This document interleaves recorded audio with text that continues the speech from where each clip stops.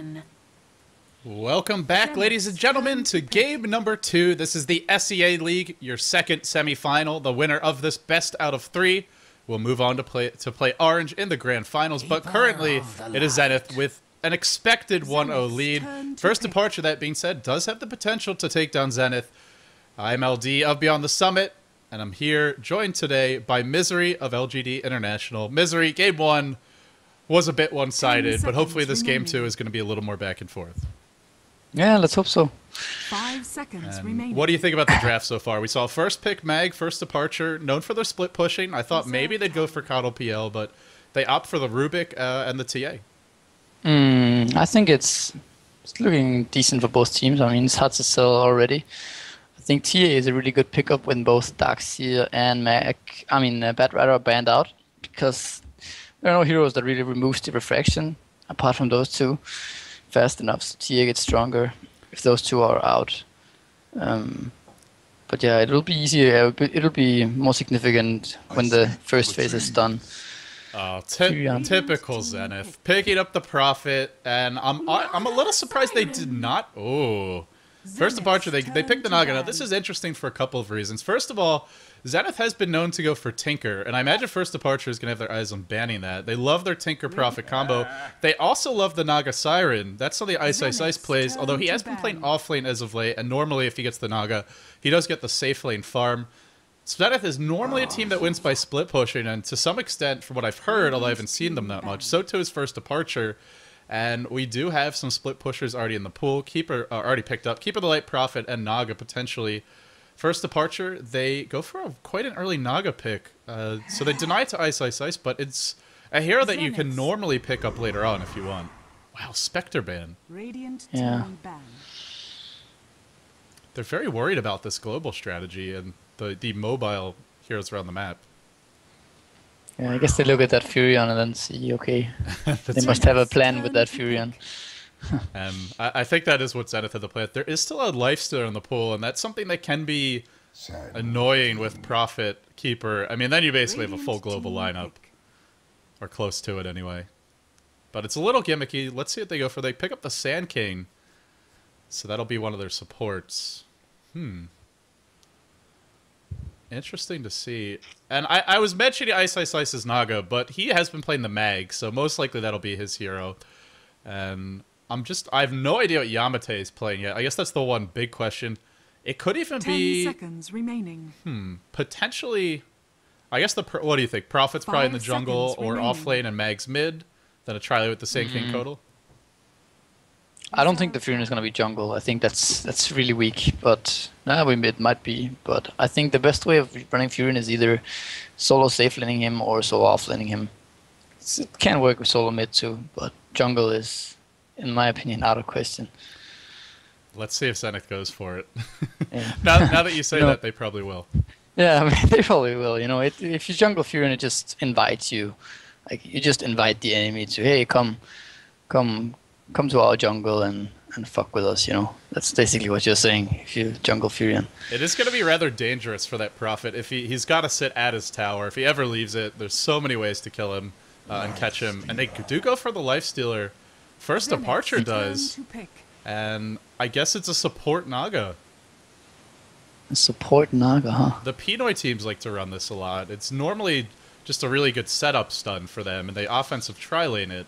Although they don't really need setup. They already had Rubik and Lifestealer, so maybe it's not a support Naga, but I mean, how do you do this? I guess TA mid Lifestealer can 1v1 against some heroes, like Mag or Prophet, and then tri-lane with Naga, Rubik +1? Yeah, what they could do is, that's an option. I think TA should go mid regardless, because he pretty much wins against any of these heroes. Yeah, Zenith are very lacking in ways to remove refraction right now. Yeah, they are. But then I feel like the first departures heroes around TA are that good. It's a very low range lineup. If you like, all these heroes either are melee or basically melee, and they don't really have much. They don't actually have any true stuns. They just have lift and net. They don't have stun. They don't have really AOE damage. They don't. Then again, Zenith has no late game really. So Ooh, Leshrac is the last choice by Zenith, so it looks like a farming Leshrac in a tri-lane, I assume. And it's going to be Ice on the Sand King, which means that's a support Sand King. It's going to be X Freedom on the Keeper. So it will be a farming Leshrac, but this time it's Zenith. You guys couldn't do it, they tell First Departure. We're going to show you how. Let's see if they can. Well, I feel like a Disruptor here is actually a really good pickup. It could be a really crucial hero in this game if they can manage to get him level, and yeah, that's mainly the problem with that hero. Apparently, the reason for the Spectre ban, someone's telling me, is that in the chat, shout out to Blues, is that First Departure got owned by Zenith Spectre in the past, so maybe that has something to do with it. And someone's laughing. I can't see. So the Disruptor, he's great against this global lineup, like you're talking about, and they also have a very like chain stun heavy kind of. We want to hit all of our abilities in the right order at the right time, and Static Field is really good against that. Plus, he's great at glimpsing back these heroes, so. It could be a very powerful pick. And with this Disruptor pick, I guess it's going to be... What are they? Well, who are they throwing to the off lane? Is it a jungle? They can basically do two things. They can do, as I see it, they can do two things. They can throw Lifestealer off lane solo, and then do a safe lane tri lane with Naga, Rubik, and Disruptor, and just try and get Disruptor fast level 6. And just run TA mid. And then they can also do offensive tri lane and solo safe lane Naga or Nags. I think that could work too. I mean, solo safe lane Naga against the solo offlane Furion or Mag, that's fine because he has 5 armor. You can pull him some vision, then he takes no damage from Furion treants or hits. And against Mag, it's just 1 melee against 1 melee. It looks like they're going defensive tri lane. The thing is, even if Naga's soloing and the Zenith chooses to go offensive tri lane, he can still just sit at his tower and leech experience. Whereas then, like, the upper hand is still on Departure because they have a free-forming Nyx up there, right? And their Disruptor gets level, and their Rubik can move. Right, so they're getting trade-offs even if the Naga or the Lifestealer is shut down. The other nice thing about Naga is she's actually decent at stopping pushes once you have level 2, because you can Mirror Image, send the illusions in to draw the creep wave away from the tower, and you can Riptide with the illusions without ever putting your hero in danger. This is Zenith. Zenith's doing exactly what you wanted to see, and this is KSC. He's got a Tango south, and he will do so, but it looks like it's too late. Oh. Gets picked off, and Zenith doing exactly what we were hoping to see last game from First Departure. Gets an early first blood. I don't even know what Rubik was doing there. He doesn't have. He's not gonna place wards anywhere. He's just casually walking around there. And that's one of the worst spots to be because you have no vision ahead of yourself. And there's a Sentry Ward placed here, which is actually a pretty cute spot for dewarding any of those far up lane wards or something over here. I think it even sees like the ward that would go right here. I think they assumed that he went there to place a ward. Oh, because they placed the Sentry. Yeah, but he actually doesn't have wards, so they're going to defensive tri lane. The Lifestealer will be off lane against Prophet. Well, you may have a Stout Shield, but Prophet has a full army of double treants, which one's going to die soon, and 2 illusions. So even with the Stout Shield, this Lifestealer may be a little annoyed. He's only got 1 set of tangos, actually. I mean, obviously, it always comes down to how you want to play the game as a team. But like I said, the second option with soloing Naga against this lane would be so much better, because even against this lane, Naga won't get any farm. Because there's a Cuddle and a Leshrac. And they can't really kill any of those heroes anyway, right? So if they just soloed the Naga there and had a Disruptor Rubik up there with the Nyx, this Furion would get nothing. He would die over and over.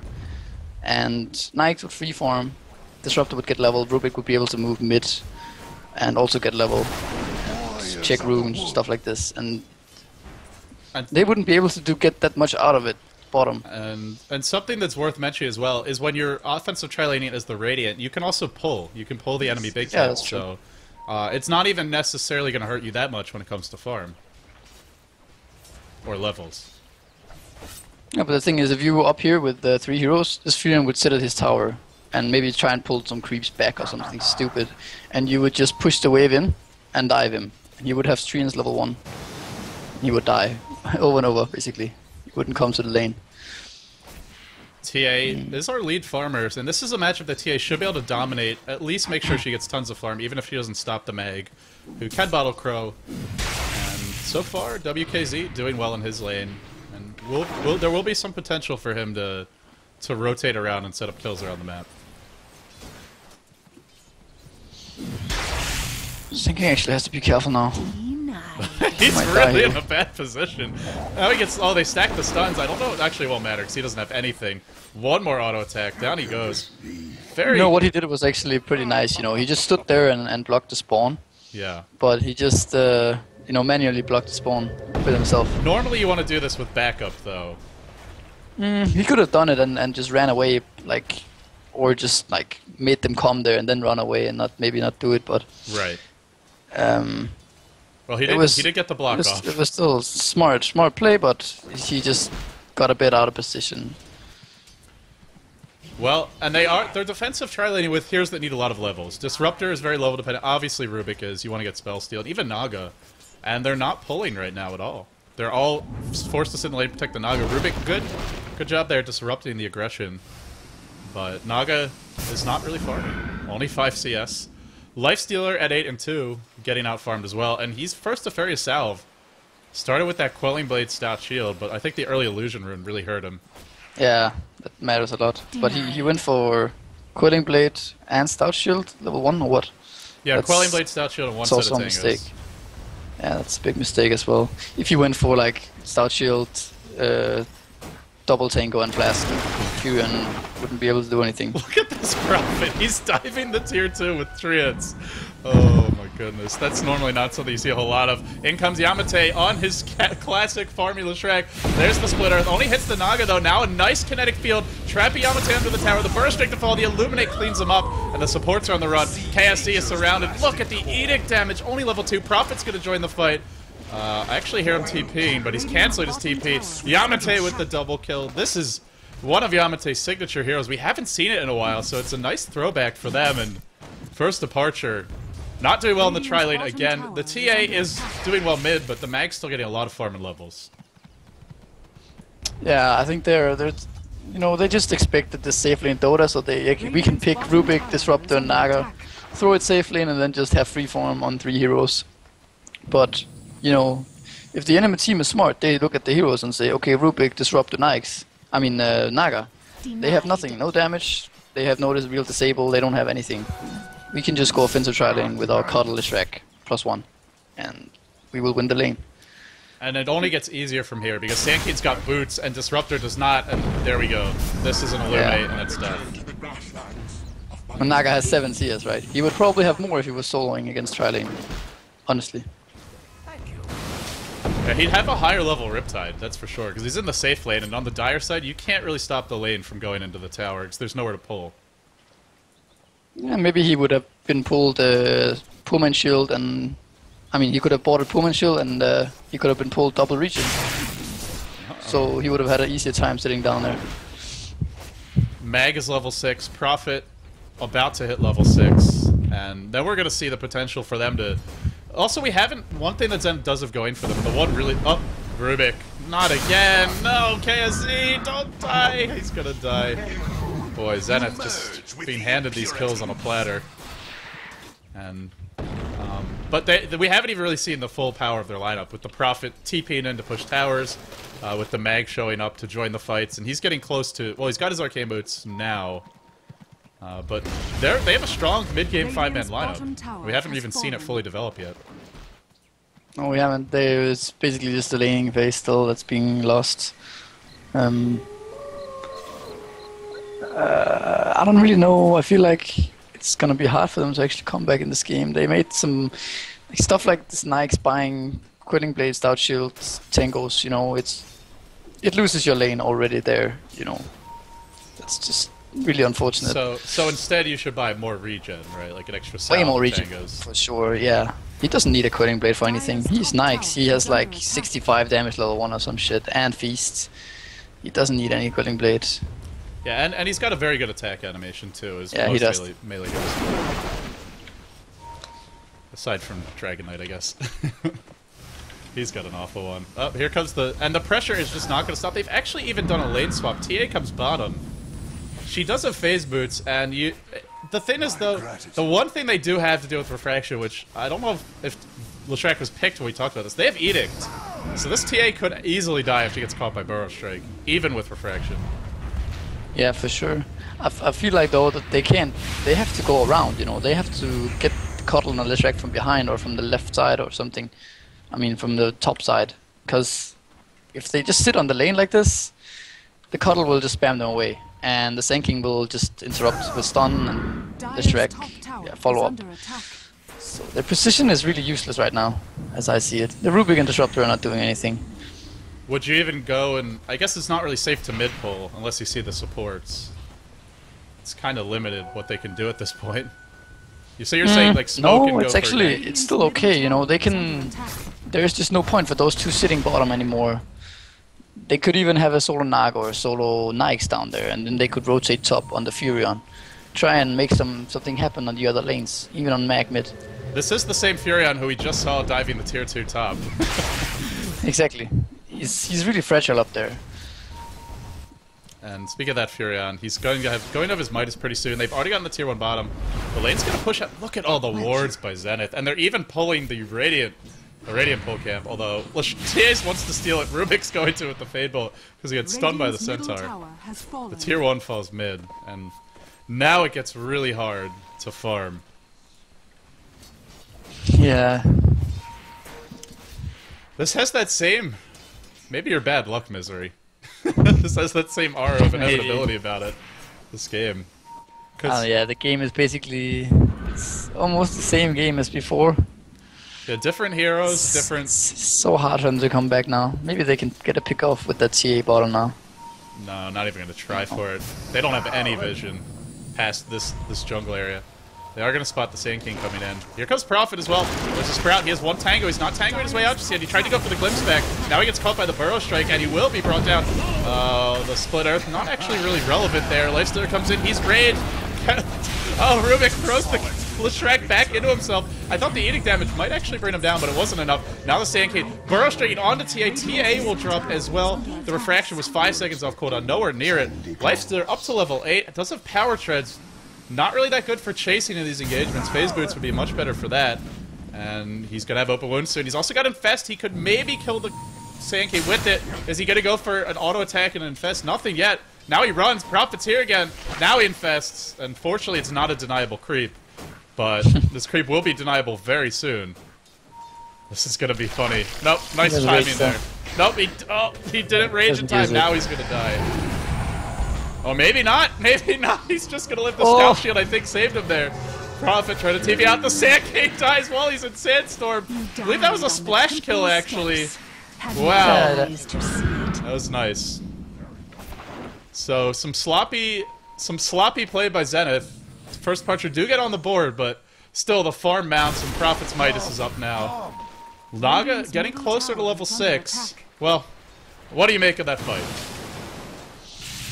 Oh, that was a really messy fight. I don't remember what started it, really. I think Furion TP'd in and sprouted someone. Yeah. Sprouted Disruptor, and Furion was sent back. That was basically pretty big for that fight, because he wasn't there with his right-click damage. Yeah, then he came back in anyway a little bit later. Yeah. But Disruptor died, but he actually managed to send Furion back. And then, I don't know, the Nyx killed... I mean, Sand King killed off TA. That was a bit slight mistake by TA. The one thing that we didn't see was Magnus. XY was not anywhere near that fight. Now he's got his Blink, so... That's true. He's pretty fat, actually. That was actually them fighting without their Mag, and he's level 9. And Mag, not only does he have the big lockdown, which everyone knows about, but he actually does a ton of damage. Between Shockwave, 300, Skewer is another 280, that's 580 before reduction. Even the ultimate is another 150, which is... I think it's a total of, what, 720? 730? Yeah, something like that. He deals a lot of nuke, actually, and the Shockwave is only 7 sec cooldown. And heals probably multiple heroes. Oh, TA finally gets on the board, getting close to her Blink. Is hunting someone. Looks like someone Hun, so we may have a pause real quickly. As somebody disconnects. So TA gets on the board. But her window of opportunity is normally... when the other team doesn't have all these outer towers and all these levels, There's going to be a mech soon, and there's a Leshrac who's getting close to a Bloodstone. And Mag, obviously, is a very difficult kill. It's a game where TA just is going to have a very hard time finding those kills, aside from maybe the Coddle if he's off on his own. Actually, if you think about it, like I said in the beginning, when they picked that TA, it was a really good pickup, and it was still a good pickup after the first phase, but then they let Leshrac through. And what Zenith has done now is basically farmed up Leshrac, and then Diabolic Edict removes Refraction almost instantly, so they used the almost last counter there is to Refraction, by just... It's a Leshrac, and normally you use Leshrac on support, but they've chosen to put him on some kind of semi-carry, so he's actually really hard to take down. He can sit in the middle of the fight and actually like take down his Refraction. They also are a bit lacking in counter push as I look at this lineup. They basically have Riptide and Fade Bolt. I guess you can sort of count Thunderstrike when it gets leveled up, but that's not for a while. It's going to be hard to stop the push that's coming. There's a glimpse, and an Epicenter is going to be channeled onto Disruptor and the Lifestealer as well, whose rage is about to wear off, but Sand King is not going to actually commit to that. TA comes in, but look at the Refraction. It's a move very quickly. Now there's the Split Earth, and he's held in place by the Sprout. Burrow Strike through, cinches the kill. They want PTZ. I hear a Naga Sleep. That's over towards mid, where Mag is driving her and almost forced her, almost killed her off by himself. So they don't have the Naga Sleep where they really probably wanted it, which was to disengage top. They lose the TA. The one hero was farming okay. The troubles mount for first departure. Radiant structures are fortified. Burrow Strike on 2. PTZ is going to get caught. There's a Split Earth on KZC. PTZ mans up, though. He will be alive for the moment. Yamate is thrown back, and it's a nice telekinesis stun. But Yamate is still alive, and the kinetic kill is barely going to miss. Burrow Strike through. Another kill. You know, it's just like that extra level or two that Ice has. Seems to be the only reason he's living. Rubik stole Burrow Strike. That's a great spell to steal. He could go all the way. Maybe not. Radiant's top tower is under attack. Oi, oi, oi. Yeah. We still haven't seen the Mag really join a fight. That's the... I mean, if Mag had been joining the fights and they were going this way, maybe I'd feel a little bit better about first departure. Mag is the Weaver from last game. It's a different player, but it's XY instead of Ice. But it does feel like that, you know. Except Mag could be very useful, whereas the Weaver not so much. Tower's gonna drop top, and Lifestealer is not gonna be able to deny it. Boy, again, just 5 towers in like 15 minutes. Not even. The only one that has a bit of farm is TA. She's almost got her blink. But, I mean, who's she gonna kill? And how's she gonna leave the base to go kill them? How is she gonna survive blinking in, doing stuff when there's this fat Leshrac and stuns, and yeah, it's gonna be really hard for her to do anything. Have we seen an RP yet this game? I can't recall one. Yeah, I was looking at Mag before he had cooldown. Okay. That's like 2 minutes ago or something. I don't know what he used it for though. Oh, maybe it was when he went on the Naga. I can't actually remember. Well, TA picks up her blink. Maybe she'll wait and hope for someone to stick around. Meanwhile, Lifestealer pushing that top lane. God, he's so poor. They're all so poor.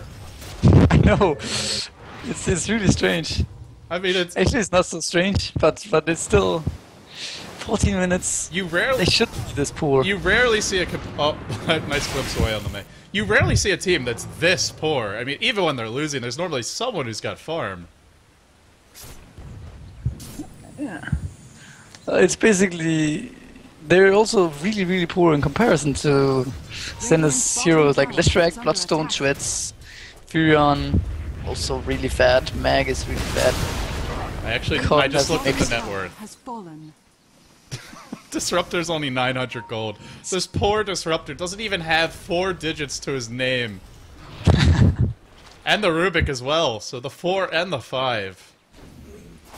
You know, so at some teams at this point they'll have, you know, a mech up on one of those supports if they're having a decent time of it. A mech is worth more than these 2 heroes combined. And now XY is going to work towards his refresher orb, it looks like.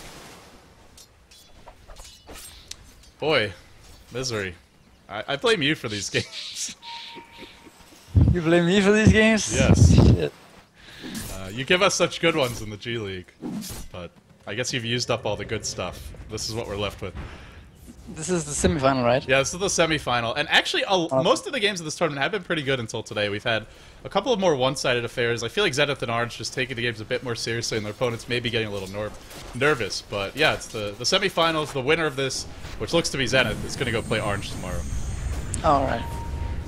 So that one should hopefully be a little bit more back and forth. Yeah, that's probably the expected final of the tournament anyway, isn't it?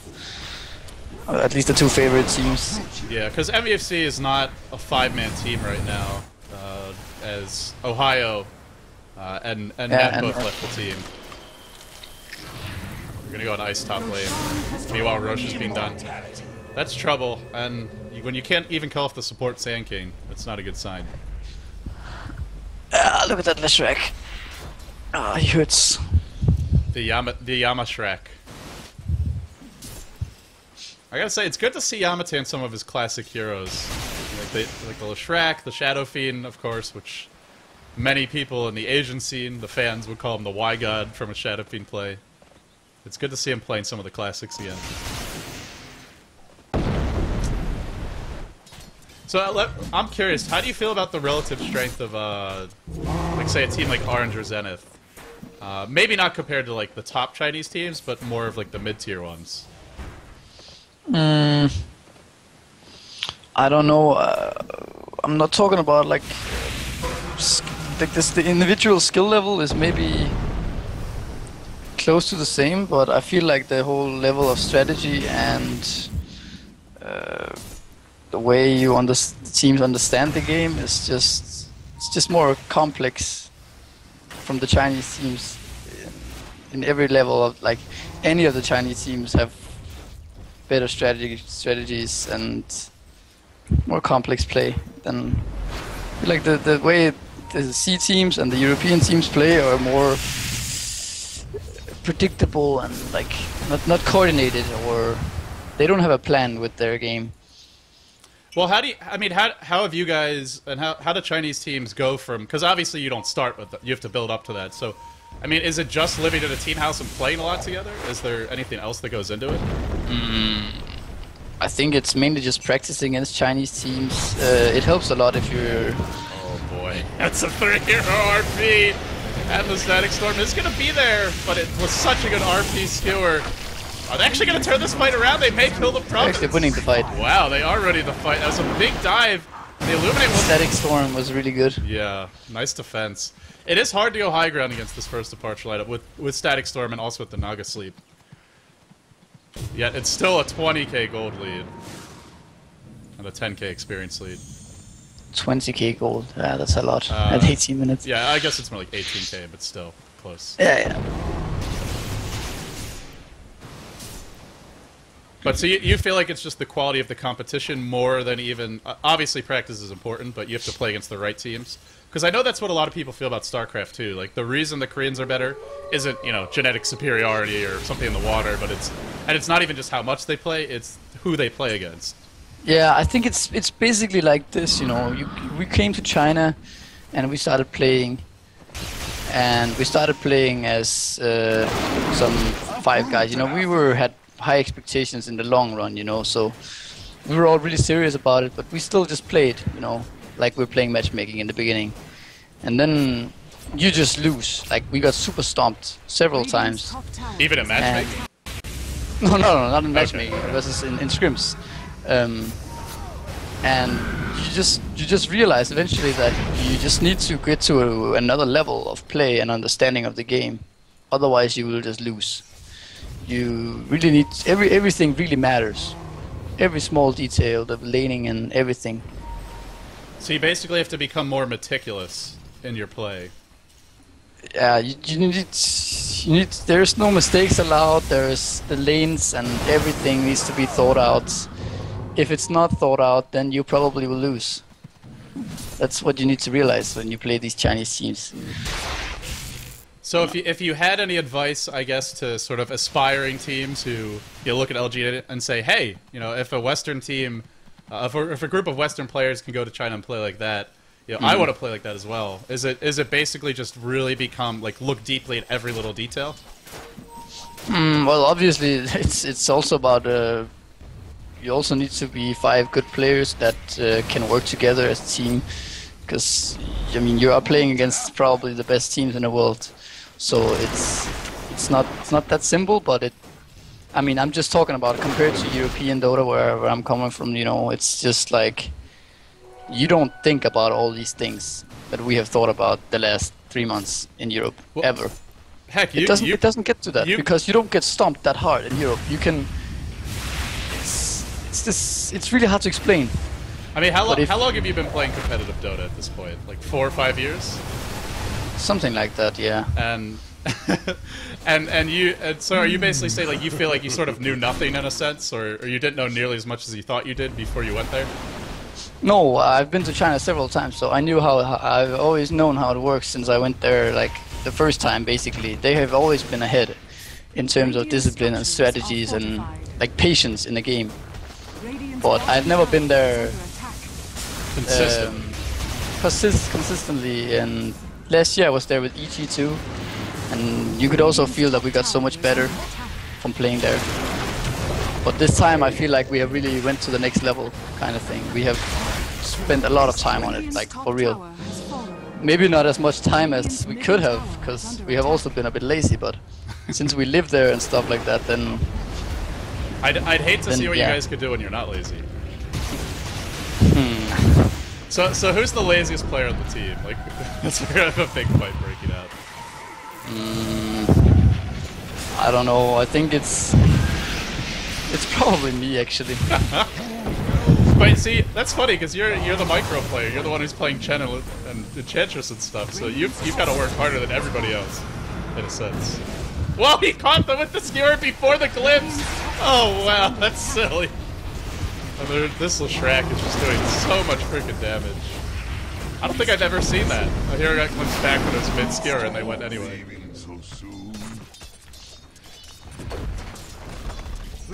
So what does the team do when you're being lazy? Exact. Well, it's we go out, we go drink, stuff like this. Maybe I'm also talking about playing public games. The other guys, we practice a lot, and then they can still play public games, and I really don't want to play public games after 5 or 6 serious games. So in that sense, I'm a bit lazy. But yeah, we could have practiced much more than we did for sure.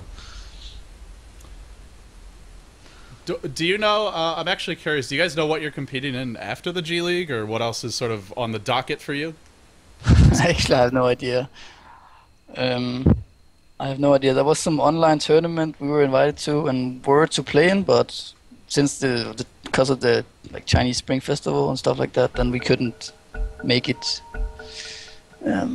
So I guess for now it's just G League, and then there's probably some other Chinese tournament like that Ace. Yeah, we haven't had an Ace in a while. I think the last one was in November. So they have for anyone who hasn't seen it, there is an amazing intro trailer that they did of the finals, which I believe was IG versus LGD, like last October or November, something like that after the international too. It was really polished. It looked like a professional sports broadcast type thing. Oh, here we go mid. Leshrac, can he throw him back? So they've already got one lane of Rax. They have amazing split push with Coddle, Leshrac, and Prophet. And Zenith are just going to bide their times here. Bide their time, but the end does seem to be coming. Unfortunately for first departure, I'm a little bit surprised because they really have played well against Zenith in the past. It seems like it's not the same team that was able to take a series off of them. Oh, BKB is up. Leshrac's going to walk out of the kinetic field. Slowly but surely, the Rax are being sieged upon, chipped away. And you just can't leave the base at this point. It's just a full contain. Yeah, they're already Rax down. It's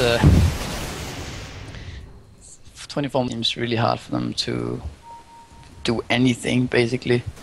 They can maybe turn a fight with some good static storm and some good spells. They actually have reverse polarity on Rubik. Yeah, we've been meandering all over the place because this game has just been very slow and one-sided. But they, especially with RP being up and the song to potentially set it up, as well as the static storm kinetic field, you may just want to wait for that Rubik to lose his RP before you go, and it's gonna end fairly soon. Pressure continues. Ice, gem, blink.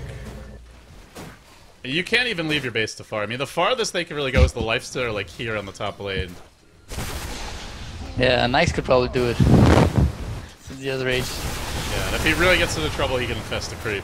But that's about it. Nobody else could. Naga's still saying just a vitality booster. I guess going for a heart. We'll see. And the perfect split pushing items with the Shadow Blade, the Orchid to punish anyone who leaves the base. Would like to see a Necro 3, to be honest. But it's big items against not so big items. Not for you. Well, But the other semifinal is over already. yeah, Right. Orange took that one. It was actually really one-sided as well, for the most part. Alright, who did they play against? Well, actually, no, that's not fair. It wasn't one-sided the whole way. But they played against Neolution International, who took game 1 because they got Nyx, and their Nyx just played out of his mind. He went for the early blink, which I know G likes to do. He was like all over the map. They got one of the supports bought a gem. He's map controlling really effectively, and they won it in like 25 minutes. But then the next 2 games, they just got crushed in pretty much all 3 lanes. So pretty much every other game we've had has been very back and forth until today. It's one of those things, I guess. Everybody's getting ready for the weekend. Sorry, what did you say? I said everybody's getting ready for the weekend, I guess, with the team, so they're having an off day. Yeah, maybe. Perhaps. Roshan's gonna fall. Ice. I guess this is gonna be a Yamate, just such a good hero to carry it with, almost as good as Storm. Roshan has fallen to the dark. Immortality. Although Leshrac does rely quite a bit on that BKB. And they should be able to brute force their way into a second lane of Rex. Rubik's RP is long since dissipated. Mid lane. It's very annoying play by First Departure. Constantly sending out the Naga Lucians. Zenith basically forced to gank them. He has a diffusion on Naga. So he deals some damage now. Then again, this Leshrac just goes in alone and Yeah, and they just sit back you with, take a Vex. with the double BKB and the refresher on Mag. And if you go on the Leshrac with any more than one, you're dead. Because the Mag's going to be there. And the Rage is off Radiant's cooldown. bottom tower is under Yamate just auto-attacking away. Oh, Mag's gonna skewer backwards. Gets glimpsed back all the way towards bottom, but not inside the base. There's still an Aegis up, and still their solutions being very, very annoying. They've really drugged this game out, but they're still not able to leave the base. They're gonna go on Yamate. You gotta raid. No, that's a nice RP. Catches 2. Skewer should follow. RP was stolen by the Rubik, I believe. He doesn't have mana for it, though. Oh, boy, that stinks. Stole the RP. Now he does. Now he's got the mana. RP catches everybody on the static storm. That's a great RP. In fact, they're all melting. They're really defending this member. Leshrac does have a Bloodstone on an Aegis, though. And the Epicenter coming out. Leshrac will pop his Bloodstone. God, that was such a good engage from First Departure. If only they'd been a little bit closer in this game. Triple kill for the Prophet, who's diving the fountain at the moment. The courier human gets killed off in the chaos. Now the Leshrac picked up the gem. Yamate forced to run away. And the stun dodged by the Rage, but I don't think he can actually get this kill. In fact, he can't. That's gonna end. Barrel strike forward. There's the kinetic field. Static Storm still down for 50 seconds. TA jumps in. Wow, they're actually defending this quite nicely, but the Illuminate flies forth again. There could be another Burrow Strike in a second. There is a Blink Dagger available. Proper armlet toggling can make that a bad idea, though. And it looks like finally, no, is there really still a glyph? How is there still a glyph? Unbelievable that First Departure has held on this long. They are clinging by their fingertips to the cliff. And desperately, Zenith tries to kick them off the edge. And Prophet's diving the fountain again. He's always diving this fountain, apparently. He just lives there. They finally get 2 lanes of Rax. Jesus. Yeah, if they weren't so far behind, that engagement could have been really good. But they're just too far behind in like terms of items and levels, so it's Yeah, Zenith just really basically threw their items and levels direct, and their Aegis direct to first departure. I mean, you can't ask for a better fight. Steel RP, Static Storm, Kinetic Field on top of that on basically the entire enemy team. And it was enough for round 1, but it wasn't enough for round 2. Yeah, then he revives it with Aegis, and someone buys back maybe, and then... Yeah, then they don't have anything anymore. So they got one lane of Rex. It's tenacious play from first departure. You got to give them a lot of credit for playing their hearts out, but you also wish they'd had a better start so we could have a much closer game. Oy, oy, oy. Blink in, that's going to catch the Disruptor. I think the Discipline finally slipping a bit. Should not have been there. And just such good vision right now for Zenith. There's the Hex. Now gonna charge up the high ground, but that's no split earth there. RP, double RP is up. Rubik's doesn't have it anymore. Is he gonna steal it? He is not, because he got Burrow Strike. Nice defensive support play by Ice to protect that RP. And, oh, they're still chasing the TA for some reason. Lifestealer's here. RP. Refresher is going to be used. Now he's got 2 RPs. He could opt for a Blink RP. Is he going to go in? He's thinking about PTZ. It's man mode against Ice, who does have that Orchid and the Shadow Blade with pretty Ground Sprout. Maybe the second. Nope, not going to need it. 4 heroes dead. Wow, first departure. Finally. I would hate to be down to these guys if the game was even remotely close. Good, or up on these guys. And, you know, breaking the base is always so difficult in Dota. I mean, Zenith didn't really have the best lineup to break it, and it took them a while.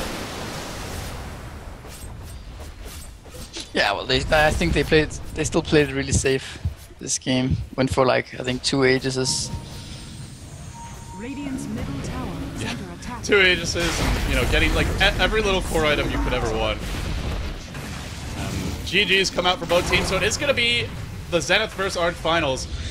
I wasn't entirely sure it would be earlier in the tournament, but we do see the experience and just the comfort the Zenith and the Arch players have in the bigger games with the experience playing together and in general on a more international stage. They will be moving on, so we get 2 of the premier teams in fact, the 2 premier teams in Southeast Asia right now for the finals. Because MUFC is currently off the map. Well, ladies and gentlemen, that wraps it up for First Departure versus Zenith. Singaporean blood was shed today, but it was pretty much all First Departures. They are now 1-3 against Zenith in recent matches. 2 losses in the Flash Dota 2 Esports Cup, and 1 here today. They did take the 1 win back at that tournament, but not able to do so. Anyway, I'm LD. I was joined here today by Misery. You can follow him at twitter.com/miserythegod, not the Slayer. I got it wrong earlier. That sounds so cheesy. Fuck. Yeah, it's okay though. We still love you, Misery. But Misery, any shout-outs, anything you want to promote, plug sponsors you want to plug, anything you want to say to the viewers out there? Not really. I'm good. All right. Well, shout out to you. Thanks for coming on aboard the cast with us, problem. Misery. Hopefully your luck will change when it comes to that. Guys, for now, that wraps it up for the cast. We'll see you tomorrow when the 3rd, 4th place decider and the grand finals will be played out. You're watching the SEA League, brought to you by Beyond the Summit, and of course made possible by our sponsors, Zotac, Twitch TV, eClub, XFX, Geo, Invasion, and of course the coverage partners, ELG, Pacific Esports, Dota Talk, Go See Gamers, and Beyond the Summit. Thanks for tuning in, guys. We'll see you tomorrow.